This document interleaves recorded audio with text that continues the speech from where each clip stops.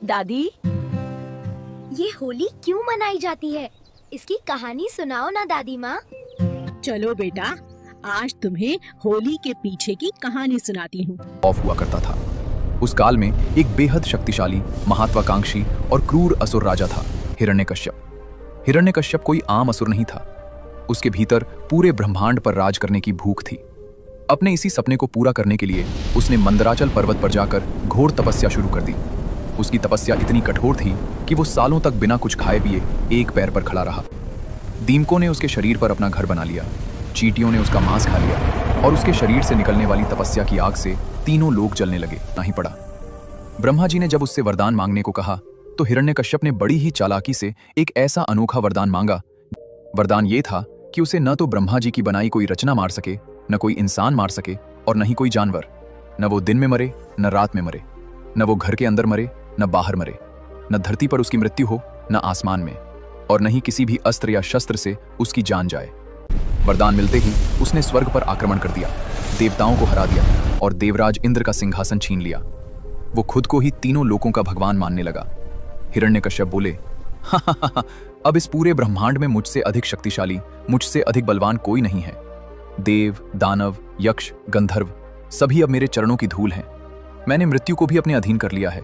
मृत्यु अब मेरी गुलाम है। आज से मेरे राज्य में, मेरे इन तीनों लोकों में कोई भी उस विष्णु की पूजा नहीं करेगा। विष्णु मेरा सबसे बड़ा शत्रु है, जिसने छल से मेरे भाई हिरण्याक्ष का वध किया था। जो भी भूल से भी विष्णु का नाम लेगा, उसकी जीभ काट दी जाएगी। नियति का खेल देखिए। उसी अहंकारी और क्रूर राजा के घर में, उसी के महल में एक ऐसे बालक ने जन्म लिया जो जन्म से ही भगवान विष्णु का परम भक्त था। उस बालक का नाम था प्रहलाद। जब प्रहलाद अपनी माता कयाधु के गर्भ में था, तभी देवर्षि नारद ने उन्हें भगवान विष्णु की महिमा और भक्ति का ज्ञान दिया था। इसीलिए प्रहलाद बचपन से ही शांत, दयालु और भगवान विष्णु की भक्ति में पूरी तरह लीन रहने वाला बालक था। उसे राक्षसों वाले खेल पसंद नहीं थे। एक दिन हिरण्यकश्यप ने प्रहलाद को प्यार से अपनी गोद में बिठाया और पूछा, पुत्र, तुम्हें इस संसार में सबसे अच्छी विद्या कौन सी लगती है? प्रहलाद ने मासूमियत से जवाब दिया, पिताश्री, जो लोग संसार के झूठे मोह माया को छोड़कर भगवान श्री हरि की शरण में चले जाते हैं, वही सबसे श्रेष्ठ हैं। ये सुनते ही हिरण्यकश्यप ने प्रहलाद को झटके से गोद से नीचे फेंक दिया। उसने प्रहलाद को कई बार समझाने की कोशिश की, उसे डराया, धमकाया, गुरुओं से उसे राक्षसी विद्या पढ़ाने को कहा, लेकिन प्रहलाद की भक्ति अडिग थी। हिरण्यकश्यप बोले, प्रहलाद, मूर्ख प्रहलाद, मेरे पुत्र होकर, मेरे ही खून होकर तुम उस कायर विष्णु का नाम क्यों जपते हो? जिस विष्णु ने धोखे से तुम्हारे चाचा हिरण्याक्ष का वध किया था, तुम उसी हत्यारे के गुण गाते हो। तुम्हारी इतनी हिम्मत? मूर्ख बालक, अपने अज्ञान के पर्दे हटाओ, अपनी आंखें खोलो और देखो, मैं ही इस सृष्टि का पालनहार हूं। मैंने घोर तपस्या करके ब्रह्मा से अमृतत्व का वरदान पाया है। एक पिता जो रक्षक होना चाहिए था, वही सबसे बड़ा भक्षक बन गया। हिरण्यकश्यप ने अपने ही मासूम कोमल से बेटे को मारने के लिए एक से बढ़कर एक खौफनाक तरीके अपनाए। उसे समझ नहीं आ रहा था कि इस छोटे से बालक को कैसे मारा जाए। उसके पास कोई भी ऐसा अस्त्र या शस्त्र नहीं बचा था जो प्रहलाद का बाल भी बांका कर सके। और जब सारे हथकंडे फेल हो गए, तब हताश हिरण्यकश्यप ने अपनी बहन होलिका को बुलाया। होलिका कोई साधारण स्त्री नहीं थी, उसके पास एक रहस्यमयी शक्ति थी। भगवान ब्रह्मा ने उसकी तपस्या से प्रसन्न होकर उसे एक विशेष चुनरी या शॉल वरदान में दी थी। इस चुनरी की खासियत यह थी कि अगर होलिका इसे ओढ़कर धधकती हुई आग में भी बैठ जाए, तो आग की भयानक लपटें भी उसका बाल बांका नहीं कर सकती थी। आग उसे जला नहीं सकती थी। प्रहलाद के चेहरे पर रत्ती भर भी डर नहीं था। ना वो रोया, ना उसने बचने की कोशिश की। उसकी आंखें बंद थीं और उसके होठों पर सिर्फ एक ही नाम था, श्रीहरि। तभी सैनिकों ने चिता में आग लगा दी। सूखी लकड़ियों ने तुरंत आग पकड़ ली और कुछ ही पलों में आग की लपटें आसमान को छूने लगीं।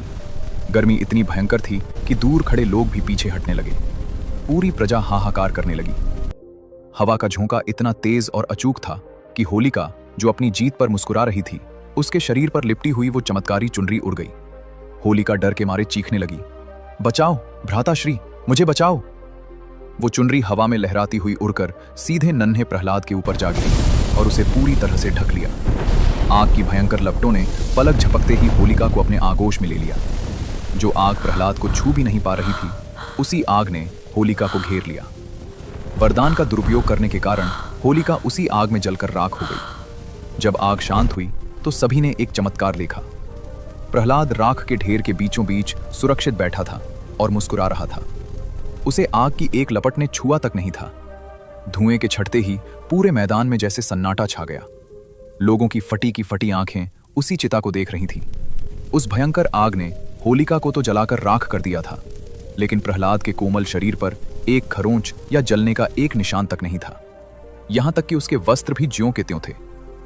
बल्कि ये दुनिया के लिए एक प्रमाण था कि सत्य को कितनी भी बड़ी आंच क्यों न दी जाए, वो कभी जलता नहीं है।